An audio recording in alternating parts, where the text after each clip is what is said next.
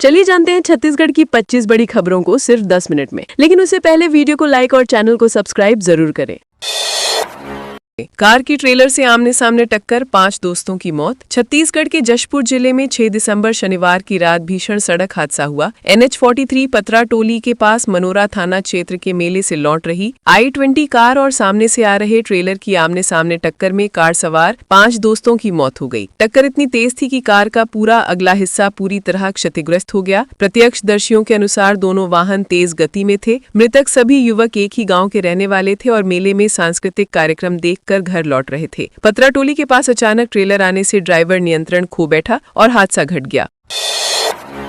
तोमर के सपोर्ट रायपुर पहुंचे करनी सेना के सैकड़ों सदस्य। राजधानी रायपुर में सूदखोर तोमर बंधु मामले पर राजपूत करनी सेना महापंचायत कर रही है। अलग अलग जिलों से सैकड़ों सदस्य रायपुर पहुंचे, जिनमें पुलिस ने कुछ पदाधिकारियों को थाने में बिठाया और लगभग 500 लोगों को हाउस अरेस्ट किया। मुंगेली से 7 बस, बिलासपुर से 4 बस, सिमगा से 4 बस और 17 4 पहिया गाड़ियों को रोकने की जानकारी मिली। करनी सेना के सदस्य TICSP के खिलाफ कार्रवाई समेत 8 मांगों को लेकर प्रदर्शन करेंगे। ये महापंचायत स्थानीय प्रशासन की निगरानी में शांतिपूर्ण तरीके से आयोजित की गई। आयोजन का मकसद राजपूत समाज और अन्य संबंधित मुद्दों को उजागर करना है। 10 दिन बाद कब्र खोदकर निकाला महिला का शव। बिलासपुर के चक्रभाटा थाना क्षेत्र में 27 नवंबर को संदिग्ध परिस्थितियों में हुई महिला जया सांडे की मौत के 10 दिन बाद शव कब्र से निकाला गया। महिला की मौत के बाद ससुराल में उसका अंतिम संस्कार किया गया। परिजन हत्या का आरोप लगाते हुए जांच की मांग कर रहे थे। प्रशासन से अनुमति मिलने पर शव पोस्टमार्टम के लिए बाहर निकाला गया। मृतिका की शादी 5 साल पहले हुई थी और घटना वाले दिन वो ससुराल में अपने कमरे में आराम कर रही थी। मायके वालों ने ससुराल पर हत्या का आरोप लगाते हुए मामले की जांच की मांग की है। प्रशासन ने शव का पोस्टमार्टम 7 दिसंबर को कराया। गांव के मंदिर में गेट तोड़कर घुसा हाथी। रायगढ़ जिले के छाल वन परिक्षेत्र में 6 दिसंबर की रात एक हाथी जंगल से निकलकर गांव के मंदिर में घुस गया। हाथी ने मंदिर का गेट तोड़कर अंदर प्रवेश किया और कुछ देर वहां खाने की तलाश में लुका। मंदिर में घुसने का CCTV वीडियो भी सामने आया। हाथी की जानकारी मिलने के बाद हाथी मित्र दल मौके पर पहुंचे और सायरन बजाकर उसे जंगल की ओर भगाया। घटना के दौरान कोई नुकसान नहीं हुआ। हाथी जंगल की ओर लौट गया, लेकिन ग्रामीण और वन विभाग सतर्क रहे। वन विभाग ने लोगों से सुरक्षित दूरी बनाए रखने की अपील की। पुरिंदर को रायपुर में मिलेगा नया कृत्रिम पैर। जशपुर के पुरिंदर यादव को रायपुर में नया कृत्रिम पैर लगाया जाएगा। मुख्यमंत्री विष्णुदेव साय के निर्देश पर इलाज और कृत्रिम पैर का खर्च शासन वहन करेगा। पुरिंदर ने दुर्घटना में एक पैर खो दिया था और दूसरे पैर की हड्डी 3 जगह टूट चुकी है, जिससे चलना मुश्किल हो गया। वो दैनिक मजदूरी कर परिवार का भरण पोषण करते थे। दुर्घटना के बाद उनका परिवार गंभीर आर्थिक संकट में आ गया। मुख्यमंत्री कैंप कार्यालय में आवेदन के बाद शासन ने कृत्रिम पैर उपलब्ध कराने का निर्णय लिया। ये कदम पुरिंदर के जीवन को सामान्य बनाने और आर्थिक मदद देने के लिए उठाया गया।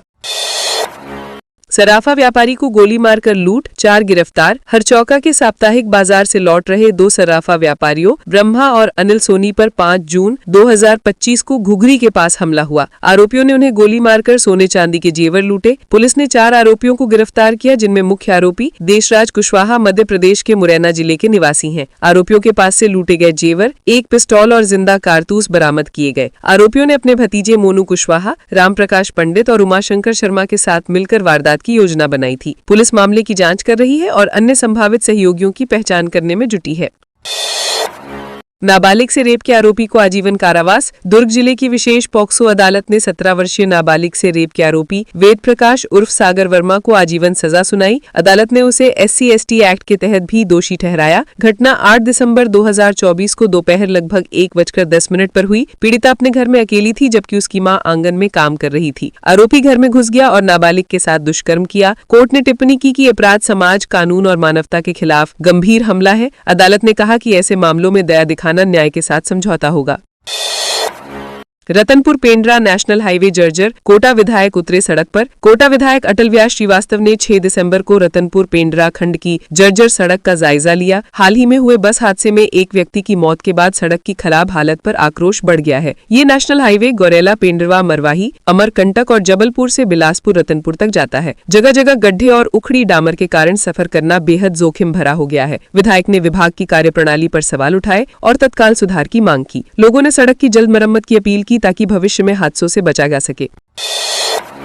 भूपेश बोले भाजपा के 2 साल से हिटलर शाही जैसे हालात बने। दुर्ग के राजीव भवन में कांग्रेस का शक्ति प्रदर्शन आयोजित हुआ। पूर्व मुख्यमंत्री भूपेश बघेल, प्रदेश कांग्रेस अध्यक्ष दीपक बैज और अन्य सीनियर नेता मौजूद रहे। भूपेश ने भाजपा सरकार पर तीखा हमला किया और आरोप लगाया कि पिछले 2 साल में जनता पर हिटलर शाही जैसे हालात बने हैं। उन्होंने कहा कि प्रदेश की संपदा और उद्योगपतियों को सौंपने की योजना चल रही है, जिसमें रक्षा क्षेत्र के निर्माण कार्य निजी कंपनियों को दिए जा रहे हैं। उन्होंने जनता और कार्यकर्ताओं को चेतावनी दी कि लोकतंत्र बचाने के लिए संघर्ष आवश्यक है।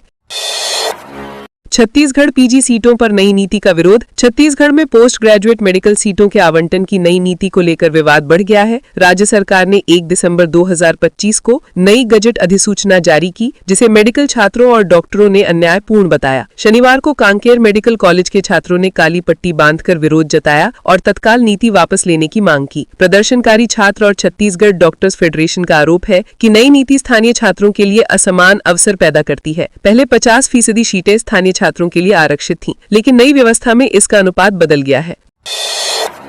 जांजगीर चांपा में धान खरीदी पर कलेक्टर की बैठक। जांजगीर चांपा में कलेक्टर जन्मेज महोबे की अध्यक्षता में जिला स्तरीय बैठक आयोजित की गई। बैठक में राजस्व, सहकारिता, खाद्य मंडी, मार्कफेड और धान खरीदी से जुड़े अधिकारी मौजूद रहे। कलेक्टर ने कहा कि धान खरीदी के सभी चरणों पंजीकरण, सत्यापन, तौल, भंडारण, परिवहन और भुगतान पर कड़ी निगरानी रखी जा रही है। उन्होंने अधिकारियों को निर्देश दिया कि किसी भी प्रकार की गड़बड़ी या अनियमितता की संभावना को न्यूनतम किया जाए। इस दौरान खरीदी प्रक्रिया की निरंतर समीक्षा पर भी जोर दिया गया। 15 दिन में 6 गुम नाबालिग बच्चियां बरामद। जशपुर पुलिस ने ऑपरेशन मुस्कान के तहत पिछले 15 दिनों में 6 गुमशुदा नाबालिग बच्चियों को सुरक्षित बरामद किया। कुछ बच्चियां घर से नाराज होकर चली गई थी, जबकि कुछ को शादी का झांसा देकर भगाया गया था। पुलिस ने मुखबिरों, परिजनों और तकनीकी सहायता से खोज अभियान चलाया। सिटी कोतवाली और आसपास के थाना क्षेत्रों में दर्ज गुमशुदगी की रिपोर्टों पर कार्रवाई की गई। जशपुर क्षेत्र से 14 और 16 वर्षीय 2 बच्चियों को 14 और 17 नवम्बर को बरामद किया गया। पूछताछ में बच्चियों ने बताया कि वो रिश्तेदारों के पास गई थी। सभी बच्चियां सुरक्षित पाई गई और परिजनों को सौंप दी गई।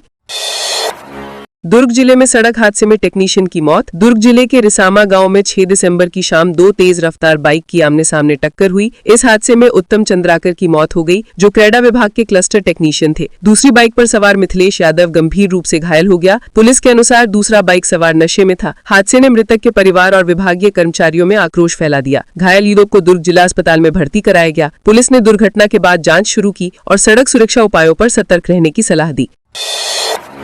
रायगढ़ में खरसिया के 2 मेडिकल स्टोर संचालकों को नोटिस। रायगढ़ जिले में प्रशासन की संयुक्त टीम ने खरसिया क्षेत्र के मेडिकल स्टोरों में जांच की। इसमें पता चला कि कुछ संचालकों में बिना डॉक्टर पर्ची के नशीली और अन्य दवाइयां बेची। नियमों के उल्लंघन पर संचालकों को नोटिस जारी किया गया। ये कार्यवाही प्रशासन की अचानक छापेमारी के दौरान सामने आई। अधिकारियों ने बताया कि ऐसे उल्लंघन को रोकने के लिए भविष्य में नियमित निरीक्षण किया जाएगा। मेडिकल स्टोर संचालकों को नियमों का पालन करना अनिवार्य है और किसी भी प्रकार की अनियमितता गंभीर परिणाम ला सकती है।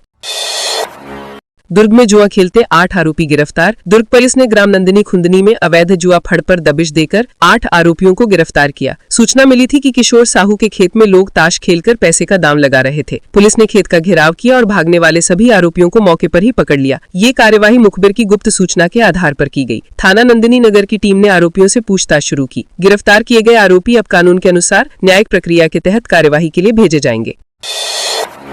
कोरबा में सीआईएसएफ के 80 जवानों ने किया श्रमदान। कोरबा के दीपका कोयलांचल क्षेत्र में सीआईएसएफ के लगभग 80 जवानों ने 6 दिसंबर को व्यापक स्वच्छता अभियान चलाया। ये अभियान शक्ति नगर गेवरा से दीपका तक 7 किलोमीटर के क्षेत्र में आयोजित किया गया। जवानों ने सार्वजनिक स्थानों, पार्कों और स्वास्थ्य केंद्रों में झाड़ू लगाकर कचरा हटाया और सफाई की। अभियान का मुख्य उद्देश्य जनता में स्वच्छता के प्रति जागरूकता बढ़ाना और सरकारी व्यवस्थाओं के प्रति सहयोग सुनिश्चित करना था। अधिकारियों ने बताया कि इस तरह के श्रमदान से आसपास के लोगों को भी प्रेरणा मिलती है और सामुदायिक सहभागिता बढ़ती है। जन सुनवाई रद्द करने की मांग। छुईखुदान क्षेत्र के बुंदेली में प्रस्तावित सीमेंट फैक्ट्री और संडी चूना पत्थर खदान को लेकर 10,000 ग्रामीणों ने प्रदर्शन किया। सुबह 11 बजे से शुरू हुई रैली दोपहर तक जारी रही, जिसमें किसानों और पुलिस के बीच झड़प हुई। प्रदर्शनकारियों ने हाईवे जैम किया और बैरिकेड तोड़ दिए। किसान ट्रैक्टरों में सवार होकर उदयपुर से गोपालपुर चौक पहुंचे और जन सुनवाई रद्द करो, सीमेंट फैक्ट्री नहीं चाहिए जैसे नारे लगाए। 39 गाँव के ग्रामीण इसमें शामिल हुए। प्रदर्शन के दौरान प्रशासन ने स्थिति नियंत्रण में रखने की कोशिश की।